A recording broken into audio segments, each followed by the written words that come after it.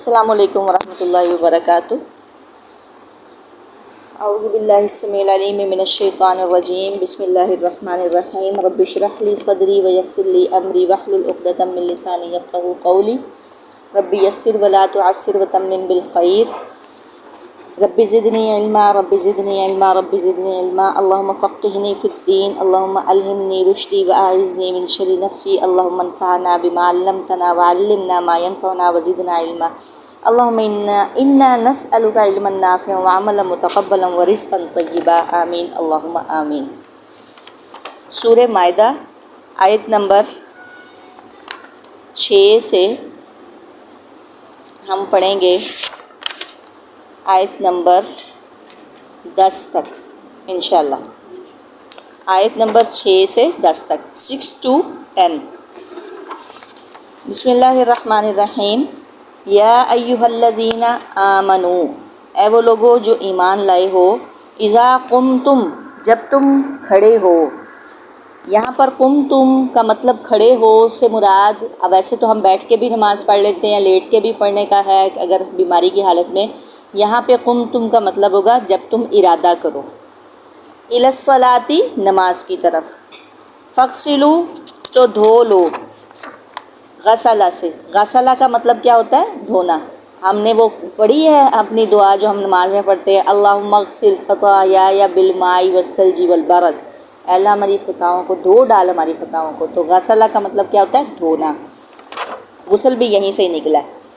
فاغسلوا، تو دھو لو تم، وجوہکم، اپنے چہروں کو۔ وجوہ کس کی جمع ہے؟ وجہن کی۔ اور چہرہ کہاں سے شروع ہوتا ہے؟ یہاں سے، ٹھیک ہے؟ یہ اتنا، یہ نہیں ہے کہ یہ آپ کی جگہ خالی رہے یا یہ جگہ خالی رہے یا یہ جگہ خالی رہے، یہ آپ کا سارا فیس جو ہے وہ واش ہونا چاہیے، بلکہ یہ اوپر کے جو بیچ میں بال بھی تھوڑے سے یہاں سے اس طرح سے، اس کو بھی۔ ایدیکم، اور اپنے ہاتھوں کو۔ ہاتھ کہاں تک ہوں گے؟ یہ یہاں تک، ٹھیک ہے؟ یہ ہاتھ ہے یہاں تک۔ میں اس لیے اس کو بتا رہی ہوں کیونکہ جب تیمم کی باری آتی ہے نا تو وہ لوگ پھر اس کو یہاں تک لے جاتے ہیں، تو اس وجہ سے اس کو واضح کر دیا جائے کہ ہاتھوں کو۔ الی المرافق، اب آ رہا ہے کوہنیوں تک۔ اب ہاتھ جو ہے اگر مرافق تک آ رہا ہے تو مرافق کس کی جمع ہے؟ مرفق کی۔ اور مرفق کسے کہا تھا؟ کوہنی کو۔ اور مرفق آرام کرنے کو بھی کہتے ہیں۔ ہم پیچھے سورہ کہف میں مرفقہ ایک لفظ پڑھ چکے ہیں جی۔ تو مرافق کہتے ہیں کوہنیوں کو، یعنی مرفق ایک کوہنی ہے، مرافق دو۔ تو مرافق جو ہے کوہنی کو یہ کیوں کہا گیا، مرافق کیوں کہا گیا؟ اصل تو اس کا مطلب ہوتا ہے کہ آرام کرنے کی جگہ۔ اکثر ہم کوہنی کے ذریعے ایسے ٹیک بھی لگا لیتے ہیں، ایسے بھی ہو جاتے ہیں، ٹھیک ہے؟ تو اس لیے بھی یہ ہمارے لیے یہ جو ایلبو ہوتی ہے یہ ایک مطلب آپ کو آسانی دیتی ہے۔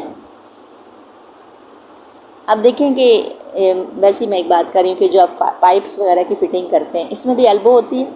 اس کا کیا فائدہ ہوتا ہے کہ آپ اپنے پائپ کو، اپنے پانی کو جس طرف مرضی موڑ کے لے جائیں، اس کو بھی ایلبو کہتے ہیں، اور اس کو بھی ایلبو ہی کہا جاتا ہے۔ تو اس کا اصل میں یہ جو اگر یہ جو جوڑ ہے جی، ہاں جی یہ بالکل، لیکن اس کو مرافق اس لیے کہا گیا ہے کہ آرام دینے کے لیے، یعنی اس کے ساتھ آپ جو ہے، اگر یہ بالکل سیدھا ہوتا تو پھر آپ کیا کرتے؟ ٹھیک ہے، پھر کچھ نہیں کرتے، تو ایسے کر کے تو آپ ایسے بھی کر لیتے ہیں۔ تو بہرحال یہ اس لیے آ رہا ہے۔ اب ہاتھوں کو کہاں تک دھونا ہے؟ جسٹ ہاتھوں کو نہیں ہے، الی المرافق، کوہنیوں تک، یعنی کوہنی آپ کی خشک نہیں ہونی چاہیے۔ وامسحوا، اور مسح کر لو۔ اب مسح کا جو عربک میں ڈکشنری میننگ ہے اس کا مطلب تو ہے ہاتھ پھیرنا، ہاتھ پھیرنا، لیکن یہاں پر جو معنی شریعت میں مسح کا آئے گا وہ ہوگا کہ پانی لگا جو، پانی کے ساتھ ہاتھ پھیرنا، یعنی پانی کے ساتھ ہاتھوں کو پہلے تر کرنا پھر ہاتھ پھیرنا، شریعت میں یہ معنی ہوگا، ٹھیک ہے؟ ویسے تو عیسیٰ علیہ السلام کو مسیح بھی کہا گیا ہے۔ تو مسیح انہیں کس لیے کہا گیا کہ وہ ہاتھ پھیر کے جو ہاتھ مردوں کو بھی اور جو بیمار ہوتے تھے یا کوڑی والے ان کو اللہ کے حکم سے شفا دیتے تھے۔ تو یہاں پر مسح کا معنی شریعت میں پانی کے ساتھ تر کے وہ ہوگا۔ ومسحو اور مسح کر لو. یہ صیغہ کون سا ہے ومسحو کا؟ جمع کا سی. اس میں واو اور الف جو ہے وہ جمع ہے. اور مسح کر لو برؤوسکم اپنے سروں کا. برؤوسکم کس کی؟ رؤوس کس کی جمع ہے؟ رأسن کی. ٹھیک ہے، بے شک آپ اوپر لکھ لیا کریں را حمزہ سین، را ایسے حمزہ اور سین، رأسن. ہم اس کو جو ہمارا سود والا سبق تھا اس پہ بھی ہم پڑھ چکے ہیں. ٹھیک ہے، برؤوسکم اپنے سروں کو، سروں کا. مسح کر لو اپنے سروں کا. سر کا مسح کس طرح سے ہے؟ یعنی اوپر سے آپ نے لے کے جانا ہے اور پھر اس کو آپ نے واپس لے کے آنا ہے. ٹھیک ہے، اور کہا جاتا ہے کہ یہاں گدی تک لے کے جانا ہے. اور یہ جو گردن کا، اکثر لوگ گردن کا بھی مسح کر لیتے ہیں. بہرحال صحیح بخاری میں نہیں آیا کہ یوں بھی، وہ صحیح بخاری میں نہیں ہے. تو اگر کر لیا جائے تو وہ آگے زیادہ اس میں ہو جائے گا. تو لیکن مسح یہاں سے لے جا کے آپ نے، اور یہ پھر آپ نے واپس لے کے آنا ہے یوں. وَأَرْجُلَكُمْ اور اپنے پاؤں دھو لو. کہاں سے نکلا وَأَرْجُلَكُمْ؟ رجل سے. رجل پاؤں کو کہتے ہیں، رجلن مرد کو کہتے ہیں. ٹھیک ہے، اور رجل رجلین دو پاؤں اور رجل ایک پاؤں. اس سے تو وَأَرْجُلَكُمْ اپنے پاؤں کو دھو لو. إِلَى الْكَعْبَيْن کہاں تک؟ ٹخنوں تک. کعبہ، کعبین، کعبہ ایک اور کعبین دو. کعبہ اصل میں کہا جاتا ہے اونچی جگہ کو. ٹھیک ہے، تو یہ تھوڑا سا اوپر ہوتا ہے، اس وجہ سے اس کو ٹخنے یہ کہا گیا. تو دو ٹخنے، دو نہیں ہوتے اس لیے کعبین ٹخنوں تک. اللہ نے کتنی یعنی یہ بنا کر کے وضو کی جو شرائط بتا کے مختصر سی تو سارا بیان کر دیا. اچھا، اس میں تھوڑا سا مسح کا کر لیں کہ پاؤں پر مسح جو ہے کہیں پر تو کہتے ہیں کہ نہیں اور کہیں پر مختلف آراء ہیں. تو ساکس کے اوپر ہوتا ہے. ساکس اس حالت میں کہ جب آپ نے وضو کر کے پہنی ہو، بغیر وضو کے نہیں. وضو کیا آپ نے صبح، ساکس پہن لیا. اور جو قیام کی حالت میں ہو، جیسے بہت زیادہ سردی ہے یا بیماری ہے، تب ایسے نہیں ہے کہ آپ بلا وجہ ہی اوپر مسح کر رہے ہیں. اور کسی بھی قسم کی ساکسز ہوں اس میں کوئی شرط نہیں ہے، تو وہ آپ کر سکتے ہیں. اور اگر آپ سفر میں ہیں تو پھر کیا ہے 3 دن، پھر 3 دن تک آپ مسح کر سکتے ہیں. قیام کی حالت میں کتنا ہے؟ 1 دن تک. لیکن بیماری یا بہت ٹھنڈ ہے تو تب بہتر ہے کہ آپ پاؤں دھو لیں. بہتر یہ ہے. اگر کسی کو کوئی شک ہے اس مسئلے میں، جیسے بہت سارے لوگوں کو اس مسئلے میں شک ہے کہ نماز پتہ نہیں ہوئی، تو وہ بہتر ہے کہ اپنے پاؤں دھو لے. ٹھیک ہے، ایسی چیز میں نہیں پڑھنا چاہیے جس میں شک ہو. میں پھر کہہ رہی ہوں کہ اگر شک ہو تو آپ بے شک اپنے دل میں، اگر آپ کے کھٹک رہی ہے تو آپ اپنے پاؤں دھو لیں، بے شک ٹھنڈا ہے چاہے جو بھی ہے. لیکن یہاں سے یہ بات، اس بات سے، اسی آیت سے اگر آپ کیا اس کو کہتے ہیں عربی گرامر کی روح سے دیکھیں تو پھر مسح یہاں سے بنتا ہے. ٹھیک ہے، وہ بھی آپ کو اتنا میں ڈیپلی نہیں سمجھا سکتی کہ وہ کس طرح بن رہا ہے، کیونکہ وہ اگر ارجلکم آئے تو پھر بنتا ہے الی الکعبین، ٹخنوں تک. کتنے ہو گئے فرائض؟ کیا کرنا ہے؟ چہرہ دھونا ہے، کونیاں ہاتھ یہ دھونے ہیں، سر کا مسح کرنا ہے اور پاؤں دھونے ہیں. 4 فرائض ہیں وضو کے، باقی سب سنتیں ہیں. کلی کرنا، ناک میں پانی ڈالنا، ٹھیک ہے، کانوں کو یوں کرنا، یہ سب سنتیں ہیں. وَإِن كُنتُمْ اور اگر ہو تم جنوباً جنبی حالت جنابت میں، فَطَّهَّرُوا تو خوب پاک ہو جاؤ. ادھر آ جاؤ اس میں، فَطَّهَّرُوا خوب پاک ہو جاؤ. یعنی اس کا کیا مطلب ہے کہ پھر آپ یہ ابھی تو آپ وضو کریں پھر آپ غسل کریں. وَإِن كُنتُمْ اور غسل کا طریقہ جو ہے وہ جو بتایا گیا اس کے مطابق ہی. وہیں اور جنوباً میں کوئی بھی چیز آ سکتی ہے، یعنی نیند کی حالت میں بھی جنابت ہو سکتی ہے، آپس میں میاں بیوی کا بھی جو معاملہ ہوتا ہے اس میں بھی ہو سکتی ہے، یا کسی بھی طریقے سے، تو یہ حالت جنابت. وَإِن كُنتُمْ اور اگر ہو تم مرضی بیمار مریض، او یا علی سفرن کسی سفر پر، او جاء یعنی ان میں بھی اگر ہم یہاں تک دیکھیں مرضا او سفرن تو اس میں بھی جو ہے آپ وہ کریں، ہاں نہیں آگے یہ اور حکم آ رہا ہے وَإِن كُنتُم اور اگر ہو تم مرضا بیمار، او علی سفرن یا سفر پر، او جاء احد اس کو بند کیجیے گا، یا آئے تم میں سے کوئی ایک، احدن کوئی ایک، منکم تم میں سے، من الغائطی نشیبی جگہ سے، غائط کہتے ہیں یہاں پہ تو ٹھیک ہے قضائے حاجت لکھا ہوا ہے، لیکن اصل میں غائط کہتے ہیں، اس کو پہلے بھی ہم سورہ نساء میں بھی بیان کر چکے ہیں کہ غائط کہتے ہیں نشیبی جگہ کو، کیونکہ عرب کے پاس ٹوائلٹس نہیں ہوتے تھے اور وہ قضائے حاجت کے لیے بول و براز کے لیے جو کھلی زمین میں نیچے کی جگہوں پر چھپ کر بیٹھ جایا کرتے تھے شرم و حیا کی وجہ سے، تاکہ وہ نظر نہ آئے، اس لیے اس کو غائط، تو اصل میں یہاں پر ٹوائلٹس ہی مراد ہیں، ٹھیک ہے۔ اب دیکھیں کہ اب یہاں پہ ٹوائلٹ تو نہیں آ رہا ہے، کیونکہ آپ جب کوئی کہے کہ آپ کہاں سے آئے ہیں، آپ ٹوائلٹ سے آئے ہیں، تو ٹوائلٹ میں تو پتہ ہی ہے نا کہ آپ کیا کرنے کے لیے گئے ہیں، تو اس لیے یہاں پہ غائط کا لفظ، اصل میں غائط کا مطلب یہ نہیں ہے کہ آپ یعنی اصل میں غائط کا مطلب ہے نشیبی جگہ سے، ٹھیک ہے، استعارہ کے طور پہ استعمال ہوا ہے، آپ یہ نہ سمجھیں کہ یہ مطلب یہ واش روم کے لیے استعمال ہوا ہے، یہ ایک استعارہ ہے، ٹھیک ہے، سمجھ آئی کہ غائط آپ کسی اور چیز کو سمجھنے لگ جائیں، بات سمجھ میں آ رہی ہے؟ ہاں جی، استعارہ کسے کہتے ہیں؟ ہوں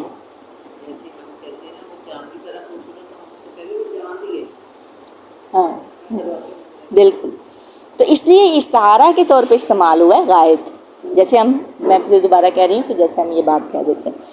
اچھا، من الغائطی قضائے حاجت سے، لیکن قضائے حاجت اس کا معنی نہیں ہے، اس کا مطلب ہے نشیبی جگہ سے، نچلی زمین سے، او لامستم سوری ہاں یہی ہے، او لامستم یا چھوا ہو تم نے، النساء عورتوں کو، اب یہ لمس نہیں ہے، لامس کا لفظ ہے، لامس ملامسہ، اس کا مطلب ہوتا ہے ایک دوسرے کو چھونا، صرف ایک کو نہیں، ایک دوسرے کو چھونا، ٹھیک ہے، لامستم ساتھ ہی معنی چینج ہو جاتا ہے، ٹھیک ہے، ایک ہوتا ہے لمس، ایک ہوتا ہے لامستم،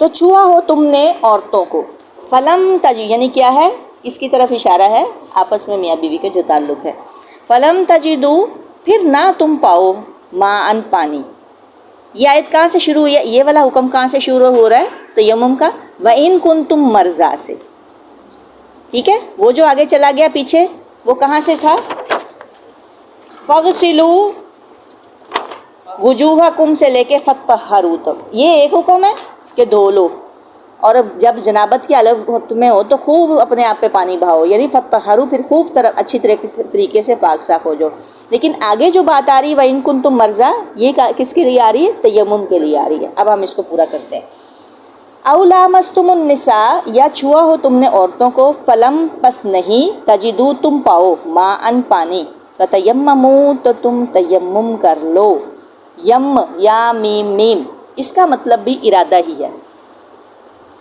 اصل میں یہ قصد ہوتا ہے، ارادہ ہی ہوتا ہے، اس کا مطلب یہ نہیں ہوتا کہ آپ اس کا، جیسے ایک صحابی کا ذکر آتا ہے عمار بن یاسر رضی اللہ تعالیٰ عنہ، تو وہ آئے اور کسی وجہ سے جنبی ہو گئے، تو لوٹ پوٹ ہو رہے تھے مٹی میں، تو رسول اللہ صلی اللہ علیہ وسلم نے فرمایا کہ اگر آپ تیمم کر لیتے، یعنی چہرے اور اپنے ہاتھوں کو پہ ہی مل لیتے تو بس اتنا ہی کافی تھا، تو یہ ایک ارادہ ہوتا ہے بس، فتیمموا تو تم تیمم کر لو، روٹ کیا ہے اس کا، یا میم میم، ٹھیک ہے، ابھی ہم نے آمین پڑھا تھا، ایک اور بھی چیز پڑھی تھی اس کا مطلب بھی قصد ہی ہے، ارادہ ہی ہے، الف میم میم، ٹھیک ہے، حمزہ میم میم، اور یہ کیا ہے، یا میم میم، یم سعیدن کس سے کرنا ہے، مٹی، طیبن پاک، اچھا آپ مجھے بتائیں کہ سعیدن کیوں آیا، کیونکہ ہم اس کو پہلے بھی پڑھ چکے ہیں سورہ آئی تھنک نساء میں یا عمران،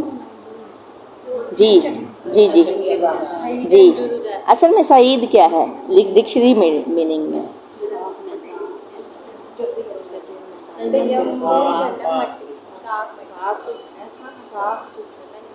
غائط کا اپوزٹ ہے یا سعید کا اپوزٹ غائط ہے.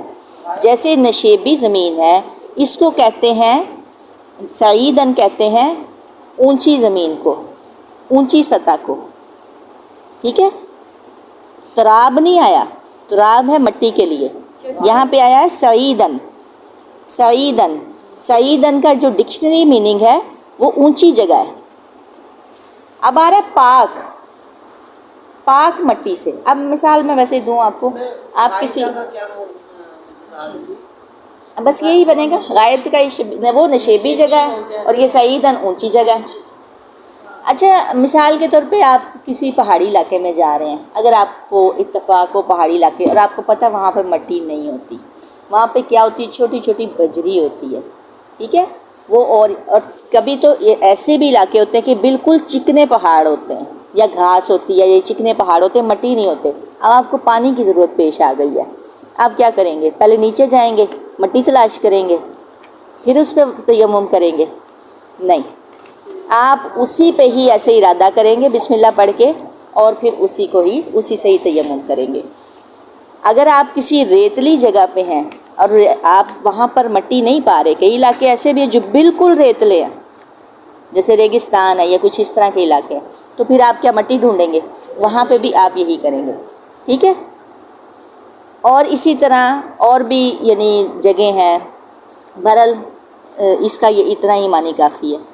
تو لازمی نہیں ہے کہ آپ کے پاس وہ جو چکنی ہم مٹی یوز کرتے ہیں وہی ہو، اس لیے سعیدن کا لفظ آیا ہے، تراب کا لفظ نہیں آیا، یہ وجہ. اب آ رہا ہے طیبن. طیب میں کتنی چیزیں ہوں گی؟ طیب میں پہلے تو ہوگی پاک، پاکیزہ، پاک. نمبر 2 ہوگی حلال، اور نمبر 3 کیا ہوگی؟ پسندیدہ.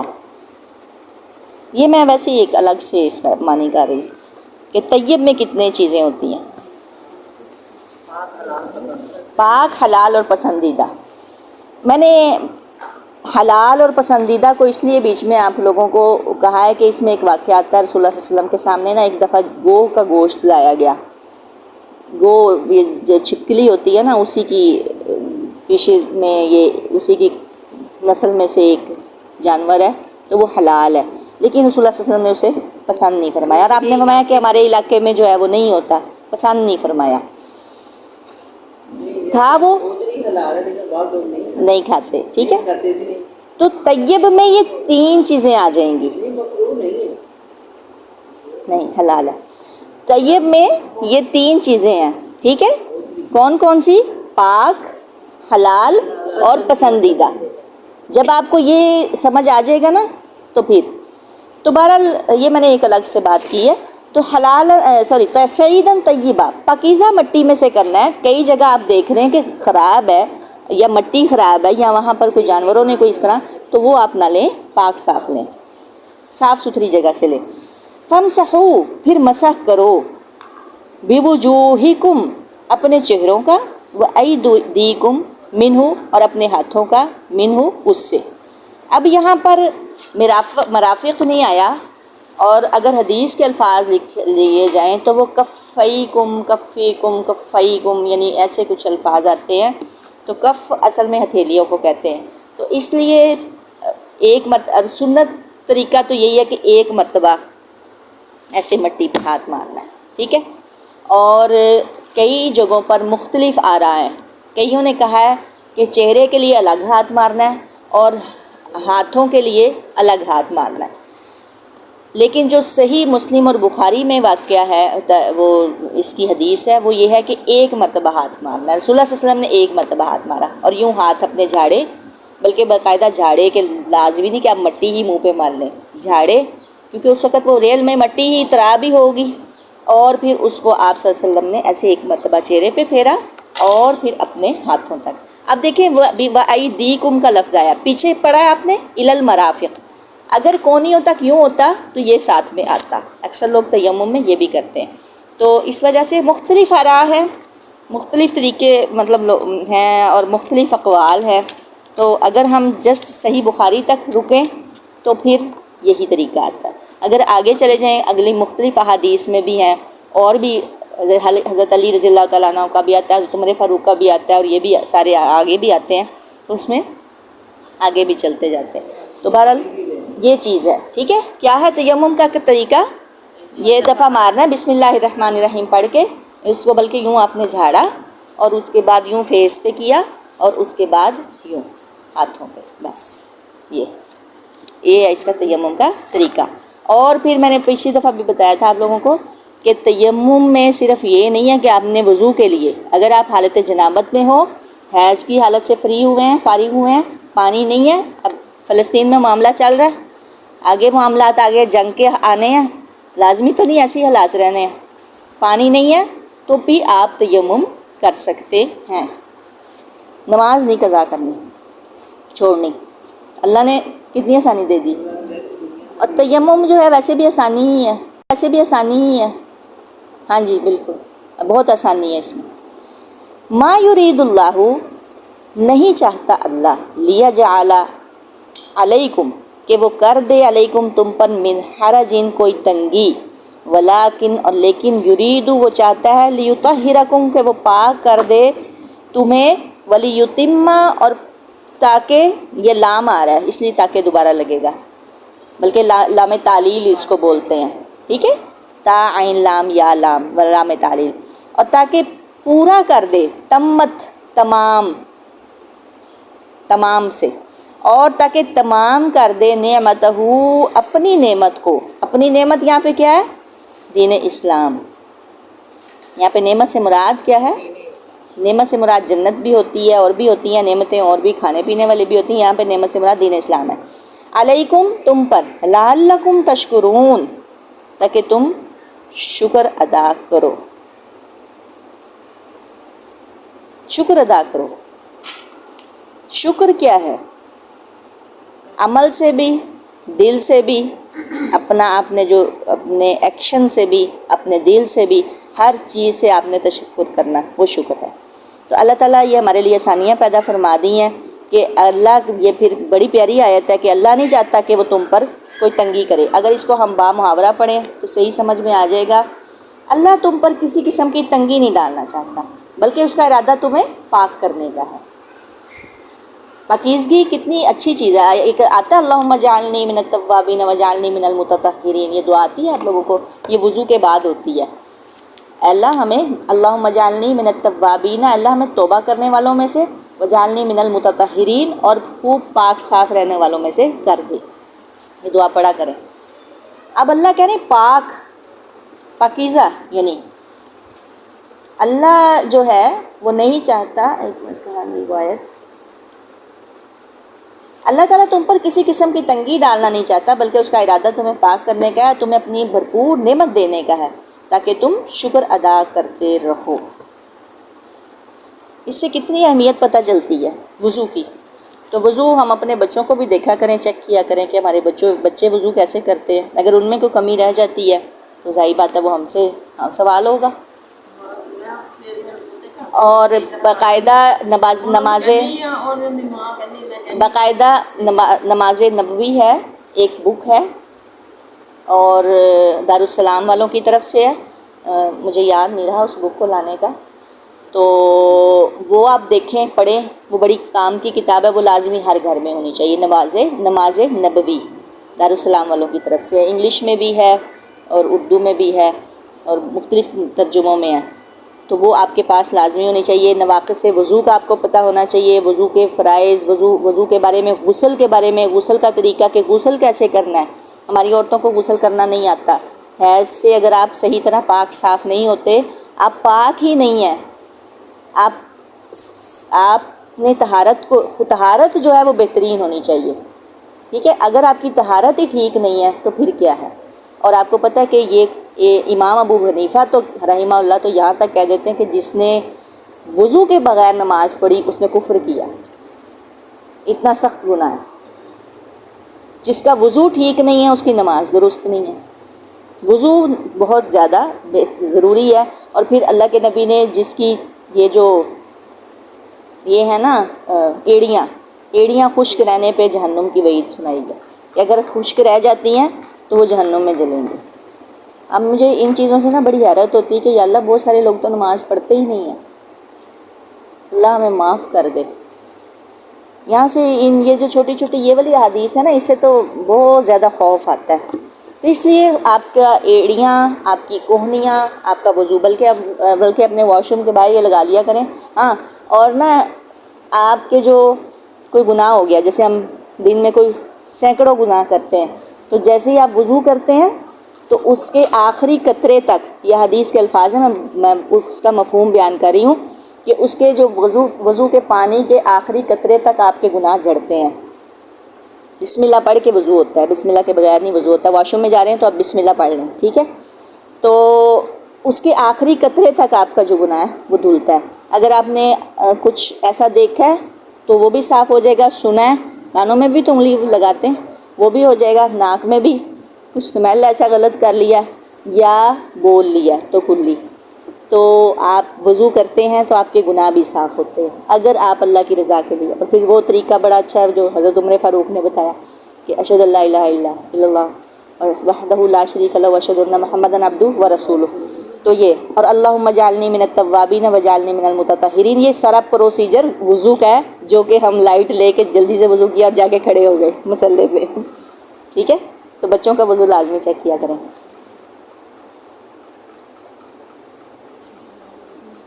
ہاں، پاک صاف،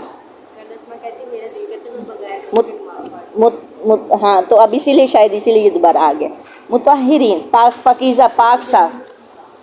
اچھا آگے چلتے ہیں، وذکروا، اور یاد کرو، نعمت اللہ، اللہ کی نعمت کو، یہاں پہ پھر نعمت دین اسلامی ہے، علیکم، جو تم پر، اللہ کی اس نعمت کو جو تم پر ہے، ومیثاقہ، اور اس کو یاد کرو، اس پختہ وعدے کو یاد کرو، میثاق وہ وعدہ، الذی وہ جو، واثقکم جو اس نے تم سے پکا کیا، یعنی جو اس نے وعدہ تم سے لیا، بھی ساتھ اس کے، جو پختہ وعدہ اس نے تم سے لیا، یوں کر لیں۔ کون سا وعدہ یہاں پہ؟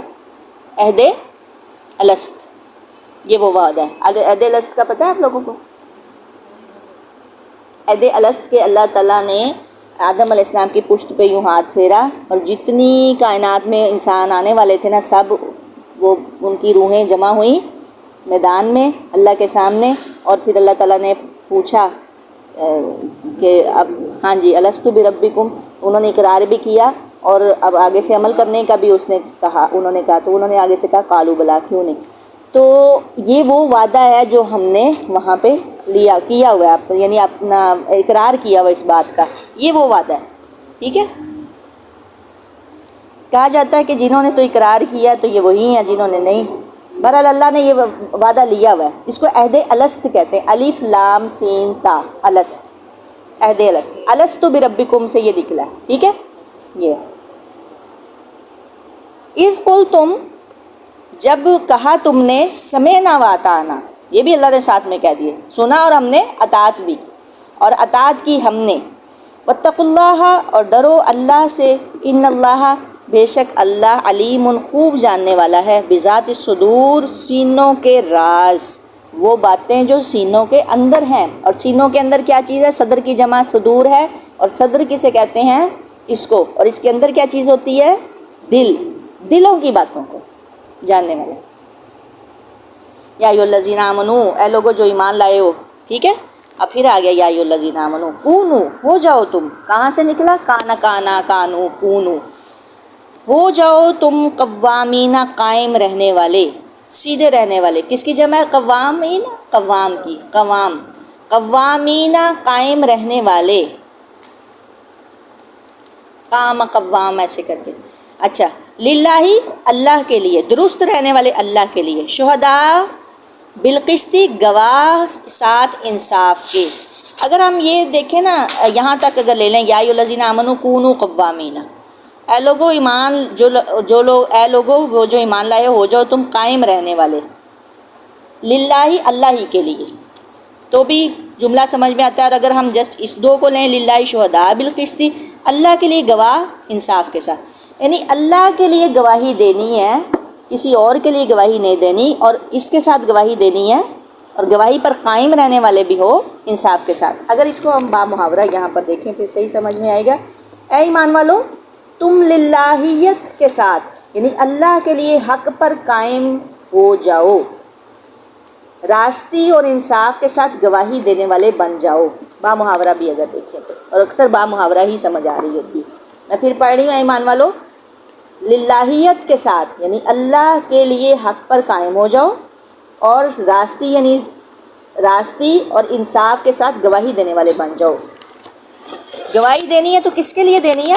اللہ کے لیے، اللہ کو حاضر ناظر جان کر۔ اور کیسی گواہی دینی ہے؟ انصاف کے ساتھ۔ یہ ہم پیچھے پڑھ چکے ہیں۔ والدین ہو، پہلے تو اپنی ذات ہو، والدین ہو، اپنی ذات کے بعد والدین آتے ہیں، بیوی ہے، خاوند ہے، رشتہ دار ہے، قریبی رشتہ دار ہے، ذی القربہ قرابت دار ہے، یا کوئی عزیز ہے، آپ نے جو ہے آپ کو یہ بات آڑے نہیں آنی چاہیے کہ آپ نے گواہی دی ہے۔ آپ نے کس کے لیے؟ صرف اللہ کو حاضر ناظر جان کے گواہی دینی ہے۔